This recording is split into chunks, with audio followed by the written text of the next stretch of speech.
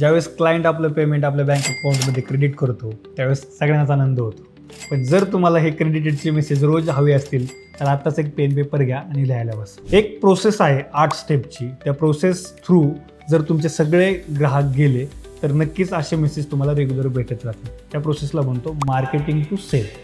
तर त्या 8 स्टेप्स काय आहेत ते लिहायला घ्या आणि त्या चेक करा तुमच्या प्रोसेसमध्ये आहेत का. नसतील तर तुम्ही खूप सगळा पैसा ऑलरेडी टेबलवर सोडत आहात. पहिली step, prospect the right customer. तुमचे योग्य ग्राहक कोण आहेत हे पहिले शोधा आणि त्याचे पॅरामीटर सेट करा. दुसरी step, build repo trust with the customer. जे तुमच्या राईट आयडियल कस्टमर होणार आहेत त्या लोकांसोबत तुमच्या ब्रँडची, तुमच्या सर्व्हिसेसची, तुमच्या प्रोडक्टची माहिती पोहोचवा. त्यांच्यासोबत एक चांगलं रिलेशन बिल्ड करा तुमच्या मार्केटिंग थ्रू. तिसरी step, ask them questions and identify need accurately.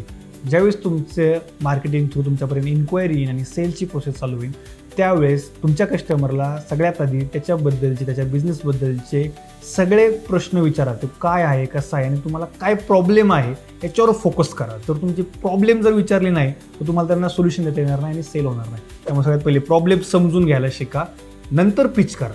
आधी पिच करायला जाऊ नका. 4th स्टेपमध्ये मेकअप प्रेझेंटेशन फॉर सोल्युशन.